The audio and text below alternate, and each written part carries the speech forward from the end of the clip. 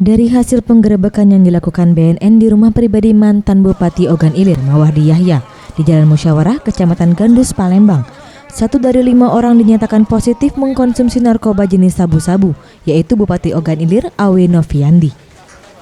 Dalam penggerebekan yang dilakukan BNN Pusat bersama pihak kepolisian pada Minggu malam, 18 orang yang berada di kediaman mantan Bupati OI ditangkap dan dilakukan pemeriksaan urin. Namun setelah diperiksa, hanya 5 orang yang positif menggunakan narkoba, yaitu Bupati Ogan Ilir Awe Noviandi, penjaga rumah Faizal Roci, PNS Rumah Sakit Ernaldi Bahar Juniansyah, buruh PT Limbersa, dan Denny Efriansah yang merupakan PNS Dinas Kesehatan Kabupaten Ogan Komering Ulu Timur.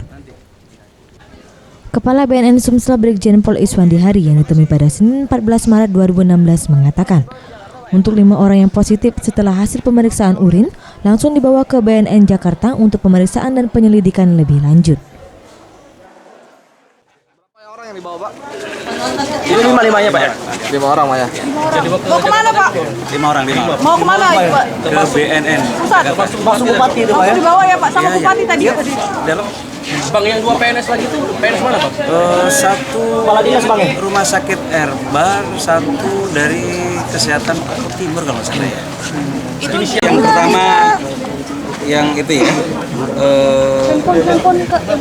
AN itu yang pejabat tadi ya.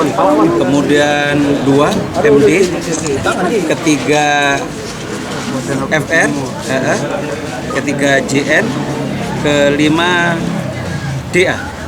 Yang PNS itu tadi Ernaldi Bahar, kemudian yang kesehatan Oku Timur, yang 2 swasta. Swastanya apa, Pak? Wartawan? Penjaga rumah.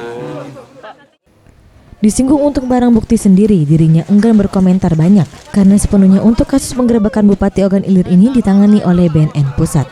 Para Dwi Satria, Sriwijaya TV.